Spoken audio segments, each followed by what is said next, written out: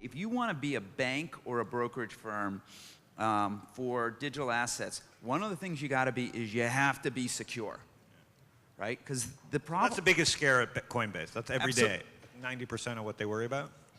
Yeah, and so really, if you look at what they are world-class at, it's security, fraud, trust, safety, all those things that, frankly, banks are good at. Like, if you go back to— I mean, I only know this because I've watched a lot of Westerns, but if you go back to the 19th century, banks got robbed a lot, right?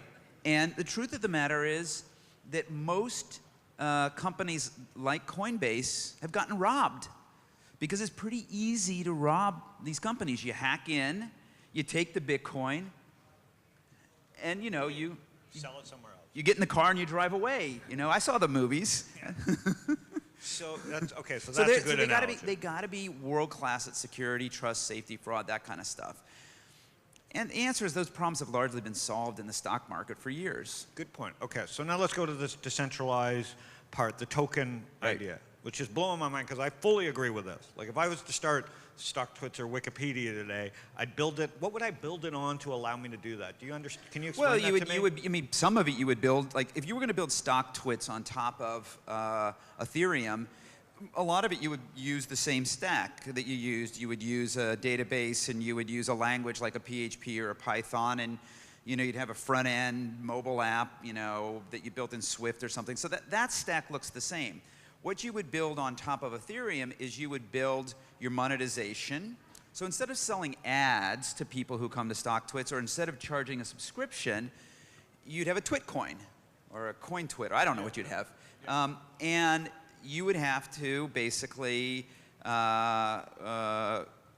pay those, to you. You still have to figure out the model, but yeah. If you're addicted to our site, it would all work out. Right. And those people would probably also buy some of those coins because they would also be investing in the success of your company. They would be shareholders. And the cool thing about this is that anybody can buy these tokens, right? Like, so a guy wrote me an email today. I want to read you this email because this to me is what's wrong with America, okay? And I don't want to sound like our president or anything. I'm not going to make America great again or anything like that. But this guy, well, I can't read it to you because I don't have time to find it. But basically, he sent me an email and he said, I have no idea who this person is.